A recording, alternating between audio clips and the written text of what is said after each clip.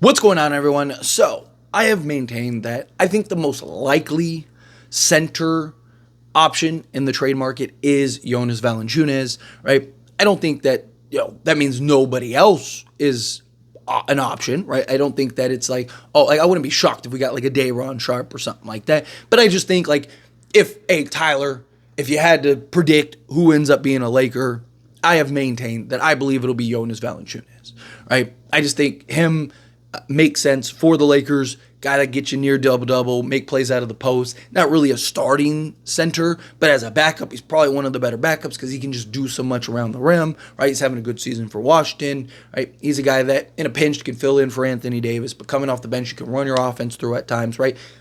I think he's a guy that really could raise the ceiling a bit, right? I don't think, Valanciunas, that's it, Lakers are a contender or anything like that, but I do think he's a guy that really does help and kind of raise the bar for the Lakers a little bit. But we got reports from Bobby Marks, and he essentially said that Valanciunas is probably the most likely scenario as well. That the Lakers are probably going to trade for Valanciunas by, the 15th or around the 15th, because he's not available till the 15th. No trades are likely to happen until around December 15th. That doesn't mean on the 15th, right? It just means that now 87% of the league becomes available on the 15th.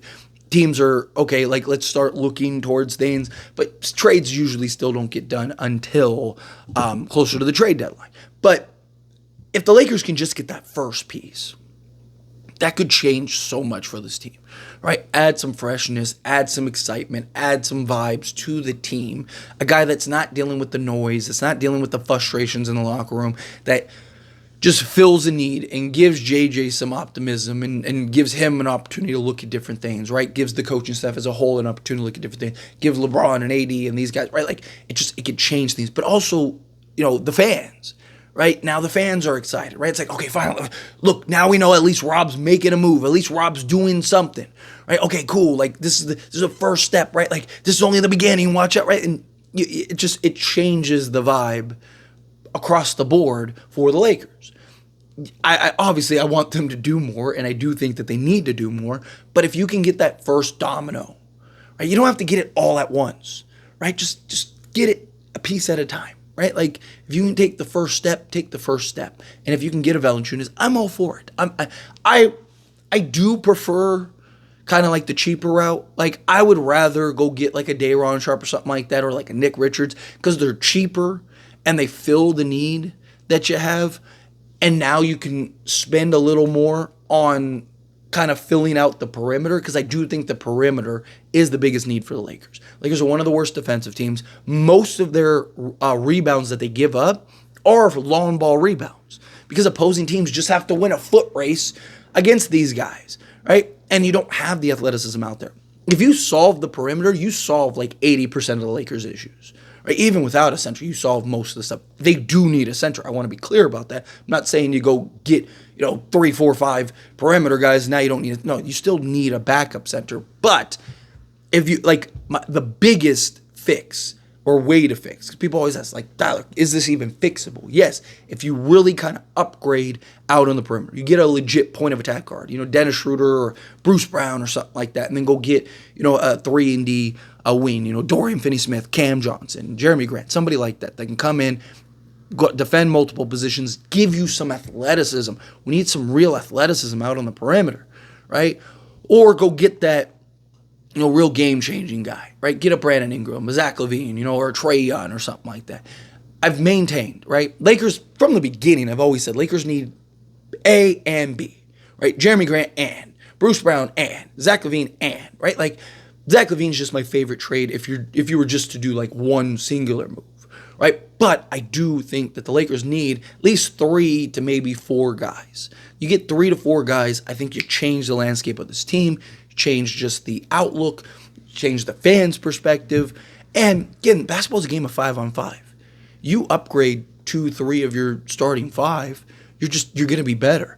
And then also the collectiveness of those guys. Yes, each individual player may only raise the bar so much, but collectively is where you really take strides, right? Like that's kind of where I look at it, right? Like, if you look at something like like a parlay, right? Like, each individual leg has its own value. But when you put them all together, the payout's much bigger, right? That's why people like them. Right? It's kind of how I look at it, right? Like, a Dorian Finney-Smith, a Day'Ron Sharpe, Zach LaVine, all have their each individual value. But when you put them all together, the value is that much greater, right? Like, you get a better payout is kind of how I look at it in that sense. So the center position, I do think is a position of need. Valanciunas is cheap enough, right? This season he's making like 9.9. Next season he's making like 10.3, something like that, right? Like, so he's cheap, and he's a very good player. I like that defensively he's not the answer, right? But I think he'd give you more versatility on the offensive side. But where I really see his value is in the post as a playmaker, right? His ability to make plays, his ability to get other guys involved, to pass out the double team, all that stuff, right? You slot Anthony Davis, you put like a connect alongside him, and he's just going to work. You can dump the ball on him. He's a guy that you can put on an island and let him go to work. We don't really have that, right? Anthony Davis is basically it. And if Anthony Davis isn't hitting, it'd be nice to have that guy. Like, the shot's just not falling, right? Like, nothing. Like, you get in those stretches. Every team does it. Lakers seem to do it more than most, but you get in the stretch where it's like, man, you just can't buy a bucket to save your life. It's just like, oh, come on, right? And, you if you have a guy that you can just put on the block, dump the ball down to him, and he can just go to work and just go generate easy buckets, put some slashing around him so he can find the open man, I just think that raises the ceiling by himself. Again, I don't think he makes, like, him by himself makes this a contender, but it gives you some real size, some rebounding, which we really need, right? Gives you a guy that can slot alongside AD, back up Anthony Davis. Anthony Davis gets the night off for rest or whatever. Boom, Valanciunas steps in. He can play the role on any given night, right? You have Anthony Davis. You have other options, right? Like, so, when you come to the playoffs, there's a concern about, like, Valanciunas. Well, he could end up, he gets played off the court, right? The Lakers played him off the court immediately. Yeah, but in a backup role that's not as important as, like, he's your main and pretty much only source. Like, you look at the Pelicans, he was basically their only center, right? So, like, when he gets played off the court, it's like, now what? Right? Where the Lakers, if he gets played off the court, you're fine. And you're not looking for him to play 40 minutes a game. Come playoff time, you're looking for him to play 15 to 20 minutes a game. If he's got it going and he's cooking and he's doing all that stuff. And he's not bad. He's a bad defender on an island, right? But as, like, the help defender, he's solid. He's not great or anything, but he's solid. And if you can funnel the offensive player into him, he can clean it up, right? It's if you get blown by, that's it. He's basically cooked, right? But, if you had Jared Vanderbilt, let's say, Jared Vando's out there, he's good enough to where he can funnel the offensive player into Valanciunas, and then Valanciunas can be there to clean it up, right? That's what you want to see.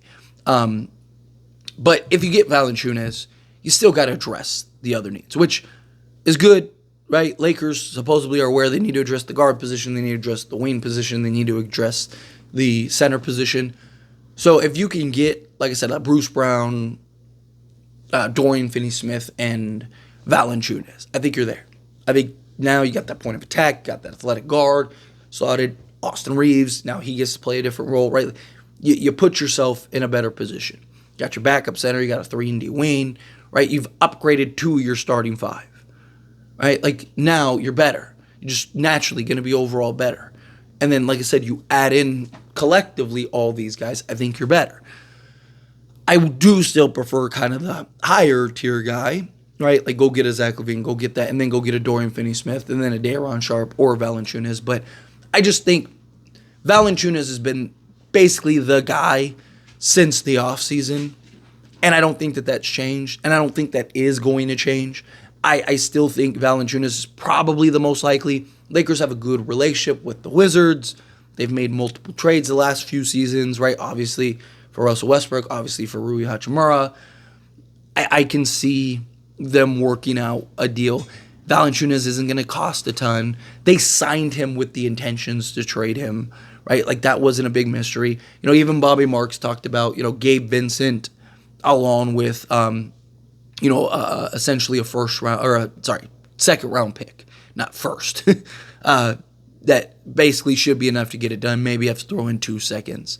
But like if you're taking Gabe Vincent, one, you're getting off of Gabe Vincent for another need. But if you turn Gabe Vincent and 2 seconds into a Valanciunas, I'm fine with it. You clear $1.5 million off your books, which if you end up making a big swing trade, right? Well, now you need a roster spot. Well, there you go. Now you have enough money to bring in like a Quincy Olivari or something like that, right? I just think like you're just in a better spot. I think you're just in better position personally. So I would prefer the cheaper, Day'Ron, Nick Richards, Walker Kessler, something like that. Because then, like I said, you can spend more on like a higher end 3-and-D wing or more guys in general, right? Because that extra, 7 minutes. Like for example, instead of Valanciunas, if you get a Day'Ron Sharp, you can go get an Io. If from Chicago, because supposedly they may be willing to include him in a Zach LaVine trade, right? Like that's the difference. Like it gets you another piece, right? Or like a Torrey Craig or something like that, right? Like if you can get that other piece is the point. But anyway, as always, this is a discussion, and I pass a question on you. Let me know your thoughts and opinions down in the comments below. What do you think? How do you feel? What are your thoughts? Do you agree? Do you disagree? Kind of mixed in the middle. Do you like Valanciunas? Do you not like Valanciunas? Do you think we should stay away from Valanciunas? How do you feel? Love to hear it. Let me know down in the comments below. That being said, if you haven't liked this video, hit that like button. Helps me a lot. So we enjoy these types of videos, and I truly appreciate it. Not subscribe channel, hit that subscribe button. Turn on the bell notifications. Appreciate y'all. See you in the next one. Thank you.